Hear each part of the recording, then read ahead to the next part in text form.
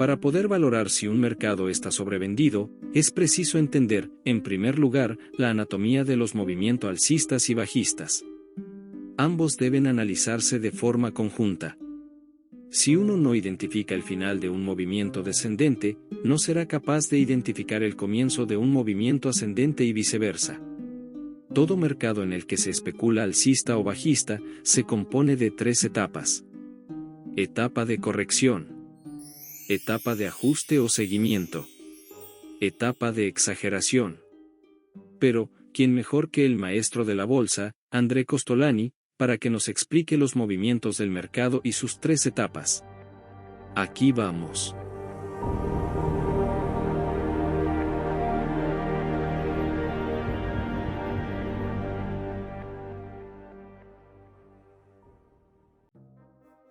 Para explicar cómo funciona, nos remontaremos entre los años 1982 a 1987.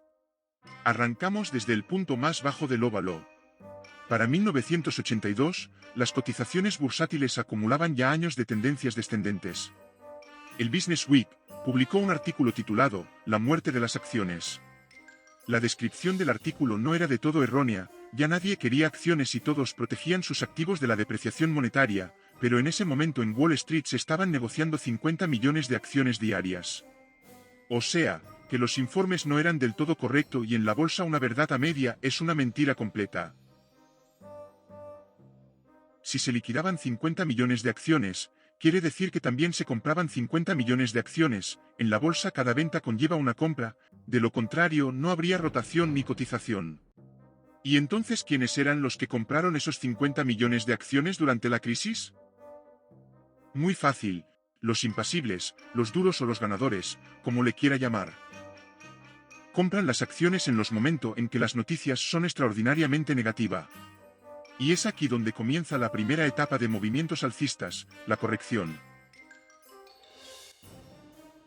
Durante este periodo las cotizaciones habían caído demasiado, a través de un volumen de transacción relativamente bajo. Es aquí donde los precios se empiezan a corregir, alcanzando un nivel hasta cierto punto aceptable. A continuación las noticias de la economía comienzan de a poco a mejorar. En este punto, el mercado entra en la segunda fase que denomino etapa de seguimiento. El volumen de transacción se incrementa ligeramente y las cotizaciones evolucionan en paralelo a los acontecimientos del momento. Ya para 1980, el escenario era sumamente positivo. Los precios del petróleo bajan, la tasa de inflación se reduce a casi cero, bajan los tipos de interés, la economía crece, se crean millones de nuevos puestos de trabajo. Todas estas noticias vienen acompañadas de más compradores, los compradores de segunda fase. Son aquellas personas capaces de reconocer cuando una tendencia comienza a mejorar. Ya en la tercera etapa de esta tendencia, entran los últimos compradores, estos son los perdedores, o los blandengues o inestables, como prefiera llamarles. Ya en este punto, no existe ningún fundamento racional, ya que lo que guía a las masas, es la euforia. Ya en 1987, el mercado entra en la tercera etapa, a la que yo llamo, la etapa de exageración. En estos últimos 5 años, el mercado alcanzó una subida del 200%.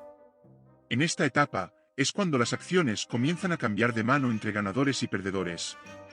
Los perdedores, ya en estado de pánico, comienzan a comprar todo lo que ya ha subido en exceso, y es donde los duros comienzan a vender sus acciones que habían comprado a precio de ganga y salen del mercado con los bolsillos llenos.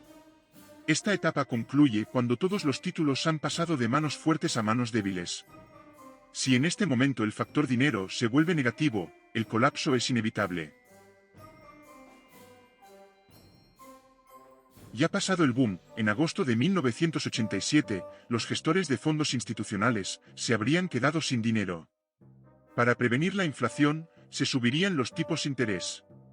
Y es aquí, donde comienza la primera etapa de proceso descendiente, la corrección.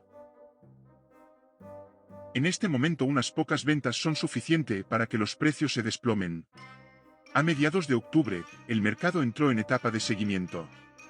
Estados Unidos comenzó un déficit comercial con Europa, en 2 días el precio descendió un 4%, amenazas contra el dólar, el clima era de nerviosismo y tensión extrema. Y así fue como el mercado entró en la tercera etapa descendente, la exageración. Esta etapa solo se prolonga hasta que una descarga eléctrica psicológica sea capaz de romper el círculo vicioso. Pero, aunque el argumento apunte en dirección contraria, si no cala en la psicología de las masas, los precios siguen en picada. Ya el 19 de octubre, casualmente me encontraba en la oficina de un broker al que el teléfono no le paraba de sonar. Eran los perdedores que compraron a grandes precios, con la orden de vender todo. Al cierre de ese día el índice Dow Jones había perdido 500 puntos. Y adivinen quién compró los títulos el 19 de octubre, a precio de ganga. Exactamente, los únicos que tenían dinero, los ganadores del ciclo pasado. Mientras tanto, los inestables se lamían las heridas buscando un culpable. Y así es como se repite el ciclo. Lo que me sorprendió este ciclo, fue que la tercera etapa se desarrollara en un solo día. En su momento, muchos periodistas me preguntaron si había sufrido grandes pérdidas. Y mi respuesta fue: pérdidas, estas de broma, los valores que conservo, aún están muy por encima del precio que los compré.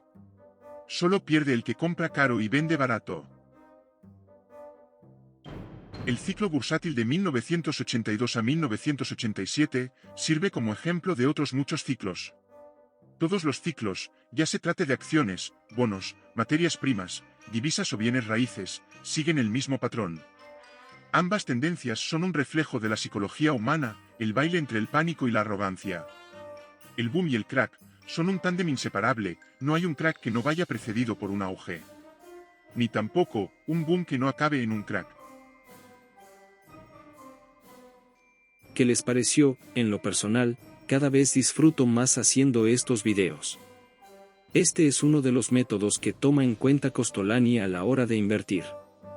En el próximo video profundizaremos más en los criterios que considera Kostolany a la hora de invertir, así que no se lo pierdan. Aquí me despido y los estaré esperando en el siguiente video. Adiós.